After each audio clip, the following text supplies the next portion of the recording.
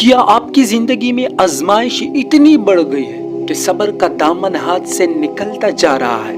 کیا کبھی آپ نے سوچا شاید اللہ آپ کو کچھ بتانا چاہتا ہے؟ کیا یہ سب محض ایک امتحان ہے یا اس کے پیچھے کوئی چھپا پیغام ہے؟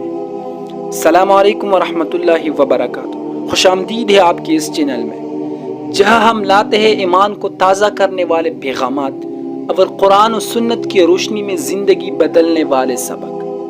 قرآن میں اللہ تعالیٰ فرماتا ہے، ہم ضرور تمہیں آزمائیں گے، خوف، بھوک، مال اور جان کے نقصان سے، یعنی ہر مشکل کے پیچھے کوئی حکمت ہے۔ جب آزمائش سخت ہو جاتی ہے تو یہ اللہ کی رحمت کی نشانی بھی ہو سکتی ہے۔ مشکل وقت میں صبر کرنا جنت کے دروازے کھول دیتا ہے۔ جو لوگ اللہ پر بھروسہ رکھتے ہیں وہ کبھی تنہا نہیں رہتے۔ کبھی آزمائش دراصل ہمارے گناہوں کی یاد دہانی بھی ہوتی ہے تاکہ ہم توبہ کریں اور اپنے رب کی طرف پلٹ آئیں۔ ایسے وقت میں صبر، نماز اور دعا ہی ہمارا اصل سہارا ہے۔